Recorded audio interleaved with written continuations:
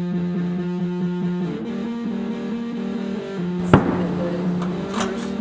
think you should go ahead and eat it. Just eat the corn during your interview.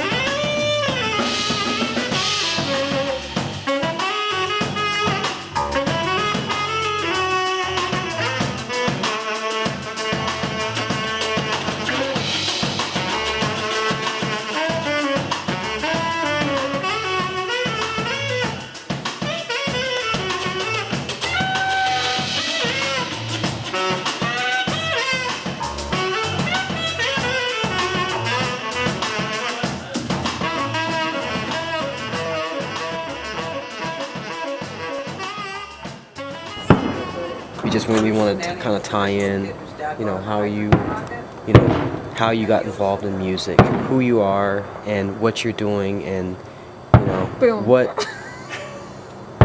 motivates you, and it, that sort of thing, and how great has Columbus been to you, and how lousy has Columbus been to you. Speak loud. Well, Okay. It's definitely been both. Okay. Great and lousy. Okay. So, tell us who you are and what you do. Well, I'm Nicole Rachelle, and I play the saxophone and write electronic music and whatever else. I have a lot of things that I do. What do you do besides music? Well, I do a lot of stuff on the computer. I'm into Linux. I run Kubuntu, Debian, OpenBSD.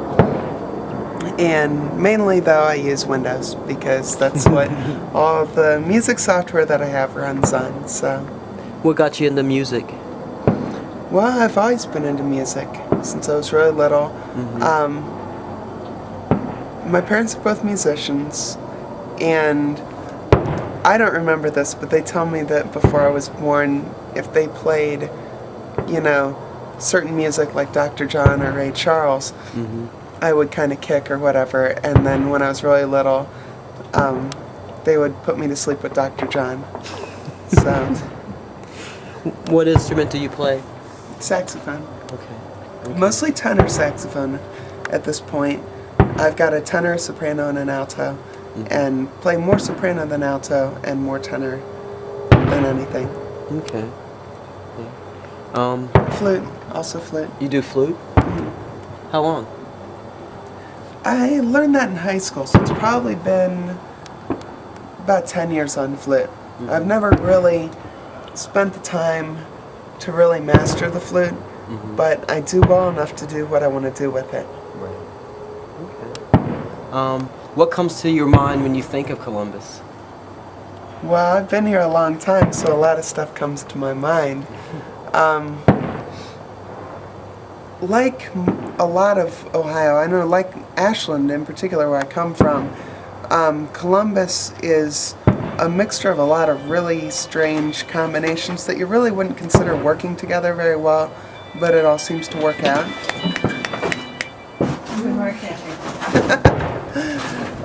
Just go ahead, continue.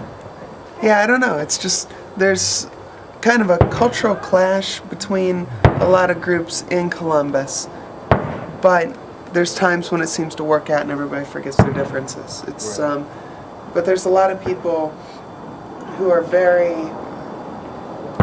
you got like the rich people up in Dublin, and we got one of the richest people in the United States or maybe the world up in New Albany, and I don't know, it's just a lot of cultures. We have a big gay community and transgender community, and I don't know, there's a lot of groups. There's a lot of rednecks here. Yeah, it's a nice little meaty balance of like, you know, a little cultural relativity and like ignorance all blended into one. Yeah, you don't have to go far to be either in the right place or the wrong place. Right, right. And it's not usually that dangerous to be in the wrong place, fortunately. Because I guess people are just kind of used to, I guess, kind of a ceasefire or something, but it's definitely not like everybody always gets along. Right. Do you use music to kind of transcend those, I guess, those different points of view? I mean, do you think that, because it seemed to me, I found that music kind of really plays into, like, everyone likes music, you know, everyone seems to use it to chronicle something or connect them together, or, you know, just tell a story or express themselves. Has it clearly, I'm assuming it's worked for you. It does cross. I don't really think of that when I'm playing. I just kind of make music. Mm-hmm. But, you know, I was for 10 or 11 years mostly just playing on the east side of Columbus when I was playing in Columbus with the Urban Jazz Coalition. Mm-hmm. And that was very much a cultural bridging for me. Right. Because honestly, in Ashland, Ohio, I knew all of like 2 black people. You know what I'm saying? So it was a new experience for me, and you know, I learned jazz playing with them. You know, well, I'd learned it in Mansfield already, but you know, I really learned how to be a professional musician with them. I don't know. It's a strange thing. There's people all over the charts. You know, I'll have crazy, like, crackabilly rednecks coming up to me sometimes at particular places that I'll play. I absolutely love what I'm playing, you know, and music is definitely something that will transcend, you know, a lot of things. What advice would you give to young people thinking about pursuing music? Well, it would depend. I would give different advice after listening to them first, depending on whether I thought that they really need to be doing this or not. Right. Because I think if you should not be really serious about music, it's a very difficult life. And I would say, you know, certain people maybe don't have it and should be a little practical. But someone who is just burning with this and on fire and just, you know, you have to play music, it's kind of obvious who those people are. And I don't know what advice I would give them. I would say probably the best advice is learn business skills. Get a master's in business. You really don't need to major in music. I mean, if you look at it, a lot of jazz happened outside music schools, and then music schools started picking up on it. Now, Miles Davis, you know, wanted to do the Juilliard thing, and he, you know, and all that, but there's just as many self-taught jazz musicians. And I would say really the business skills, and not necessarily even entertainment business, because what little instruction I have gotten from, you know, university about the music business was about the music business in the 1960s. And it's all different now. It's completely different. And a lot of the people who really know the music business aren't necessarily teaching music at a college, but there are people who know business. Right. And business is business.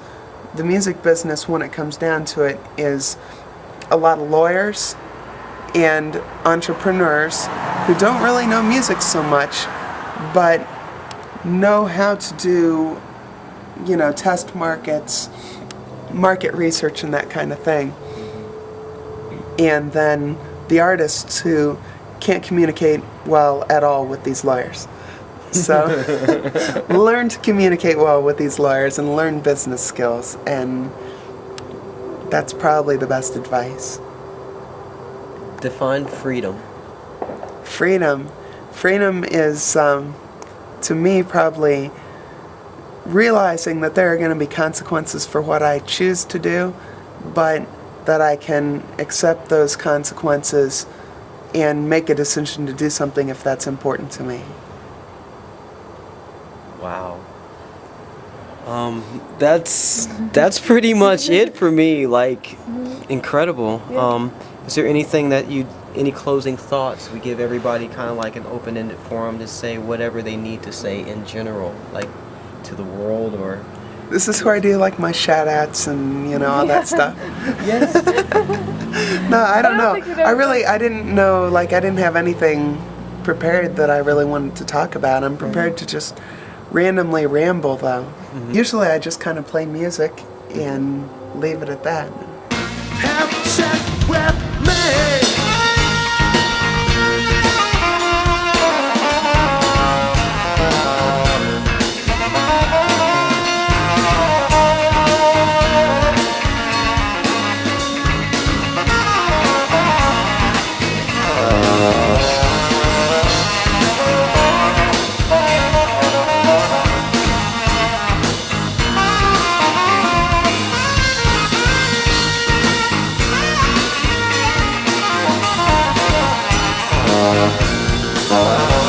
I'm not your brother, I'm not your sister. Talk to your sister. I am alive.